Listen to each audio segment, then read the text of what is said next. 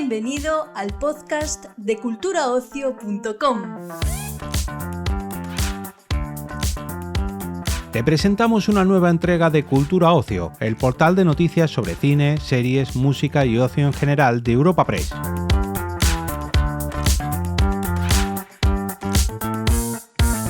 En esta ocasión, acogemos una entrevista con David Miralles, creador y director de Muros, con motivo de su estreno en la plataforma Movistar Plus. Esta serie documental se adentra en 4 cárceles españolas para conocer de primera mano la historia de una decena de internos y de esta forma generar conversación en torno a su situación y su futuro. Nuestra compañera Leire Marián ha podido charlar con David Miralles para esta entrega de Cultura Ocio. Bueno, pues te quería empezar preguntando que uno de los puntos fuertes del documental es el acceso inédito que has tenido a las cárceles, ¿no? ¿Y hubo muchas dificultades a la hora de conseguirlo? ¿Cómo fue el proceso? Pues no, yo creo que forma parte de la nueva política de instituciones penitenciarias, que es el abrir un poco las puertas. Yo estoy agradecido mil a instituciones penitenciarias por haberme facilitado la entrada.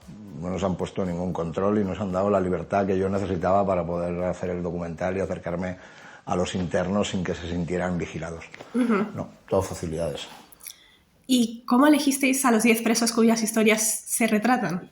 Pues los eligieron ellos, partiendo de una premisa, y es que hay extremos en el delito, y en la cárcel hay extremos, ¿no? Extremos en un extremo, en un lado, que cometen delitos terribles, y extremos en el otro que quizás hasta son inocentes. Pues bueno, en ese grosso que hay en medio, que nunca tiene voz y de los que nadie habla, ahí era donde queríamos hacer nuestro documental, y ahí es donde ellos solos, de alguna manera, surgen.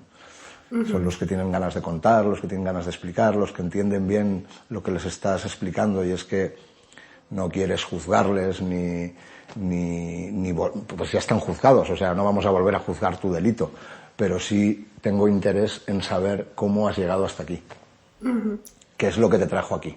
Esa era la pregunta que primero le hacía a la gente, y la gente se sorprendía porque era, nunca nadie me había preguntado esto, nunca nadie me había preguntado cómo he llegado hasta aquí. No, pero no por tu delito, sino cómo has llegado hasta aquí. O sea, vuelve hacia atrás, vuelve hacia tu infancia, vuelve hacia donde quieras, pero quiero saber cómo has llegado hasta aquí. Y en ese cómo has llegado hasta aquí, pues aparecieron nuestros protagonistas. Pero son los que están, pero podrían ser cualquier otro, en realidad. Porque yo creo que representan muy bien a ese común al más común del preso común. Por lo tanto, queríais evitar esos extremos, ¿no? A lo mejor los de delitos mayores.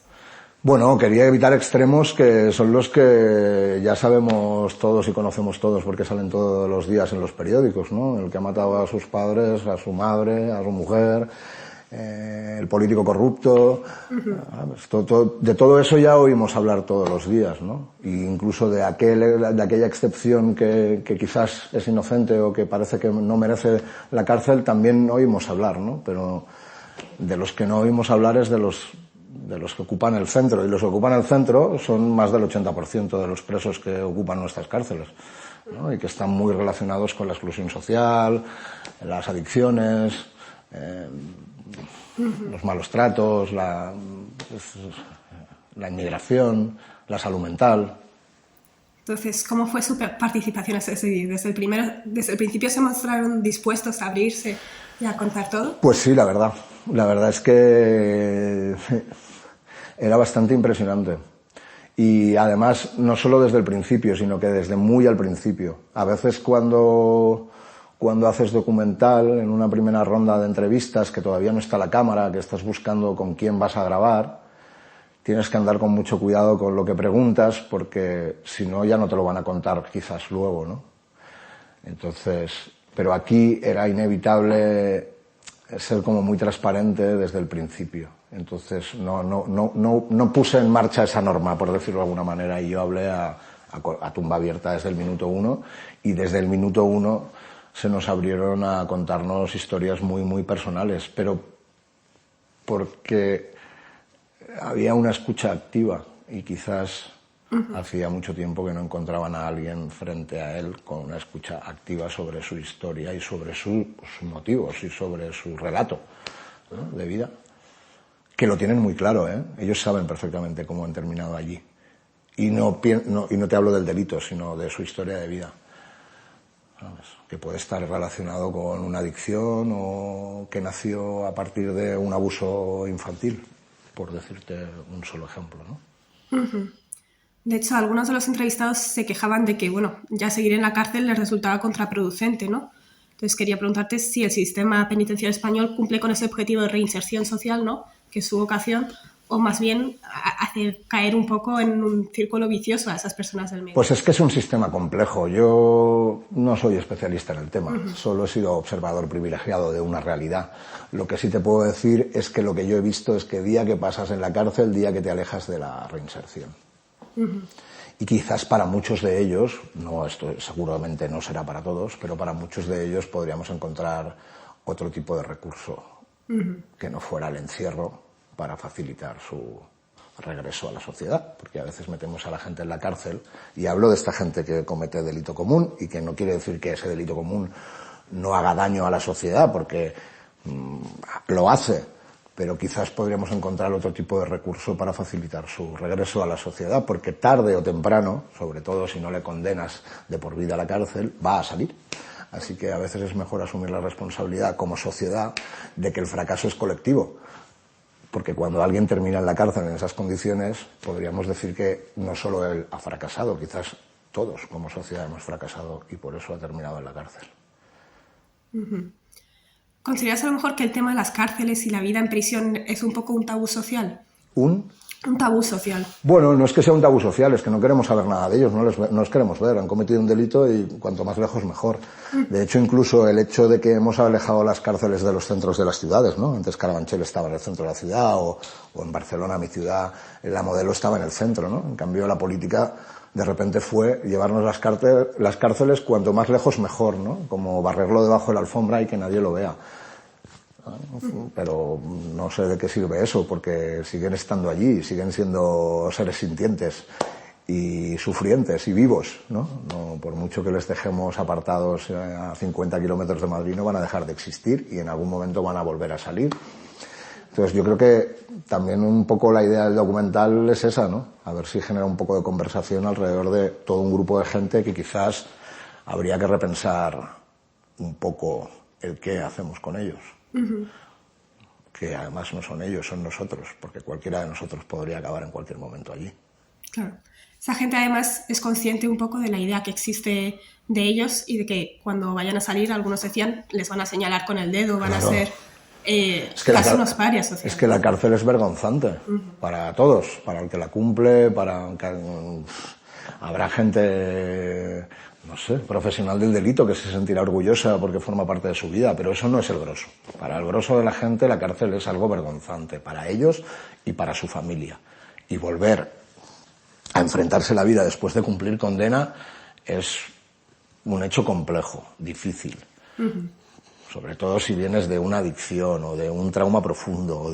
Es un hecho complejo y difícil. Y además cargas con la vergüenza, ¿no?, el estigma y el peso de lo que te haya marcado, a cada uno diferente, pero seguro que mucho para todos, del peso psicológico del haber estado encerrado. El encierro es duro, ¿eh? Y no es duro porque las cárceles estén mal, si nuestras cárceles están perfectas, tienen todas las condiciones de salubridad necesarias y no se come tan mal ni siquiera, aunque ellos siempre se quejan, pero se quejan más por la falta de variedad que por la calidad. No es eso, la dureza es el encierro, ¿no? La falta de libertad, que es que a veces usamos con mucha facilidad la palabra libertad y uno no sabe lo que es la libertad hasta que la pierde. ¿Traías a lo mejor alguna idea o concepción inicial de lo que querías que fuese el documental que se ha desmontado en el proceso? A ver, repíteme, por favor, que como que si tenía una idea preconcebida... Sí, de lo que iba a resultar el documental y en el proceso te ha sorprendido pues algún nuevo camino que ha tomado o alguna idea nueva. No, quizás lo que más me ha sorprendido es que no era tan consciente de que la cárcel se iba a convertir en un espejo en el que mirarnos y que ese reflejo que nos devolvía deformado éramos nosotros mismos, ¿no? Y eso lo hablo yo como diré, que soy el primero que le ha pasado, ¿no? Que el verme reflejado en ellos y el ver que lo que me devuelven pues me incomoda, me cuestiona, me enfurece, me entristece. ¿Hay alguna... Por su vida y por la mía, ¿eh? Uh-huh. ¿Y hay alguna anécdota así en especial con la que te hayas quedado, que te haya sacudido especialmente en el proceso de rodaje?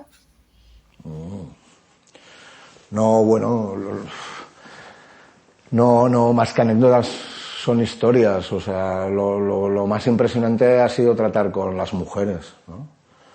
Porque son víctimas revictimizadas. O sea, las 10 primeras mujeres con las que me entrevisté en profundidad, las 10 me contaron situaciones, a pesar de estar condenadas, las 10 me contaron situaciones de violencia de género extrema, las 10. Y de esas 10, 4 me contaron situaciones de abuso en la infancia por parte de un familiar de primer grado. Entonces, sí, es duro darte cuenta que tienes en la cárcel a 10 mujeres y que esas 10 mujeres es bastante evidente que necesitaban ayuda antes de terminar en una adicción que les llevó a delinquir, que les llevó a ser condenadas. Para mí lo más duro ha sido eso, porque no solo eran esas 10, eran en realidad cuando profundizabas todas. Uh-huh. Y bueno, por último, quería preguntar que así a grandes rasgos, aunque no sea un experto, ¿qué nota le darías a las cárceles españolas en comparación con las de otros países? Es que no conozco las de otros países, que quieras que te diga, no las he visitado. Uh-huh. Hombre, respecto a las de Latinoamérica, que esas sí las he visitado, tenemos un 10, obviamente. No lo sé. Es que yo creo que no se pueden calificar de una manera así. No es tan fácil, no sabría decirlo. Uh-huh.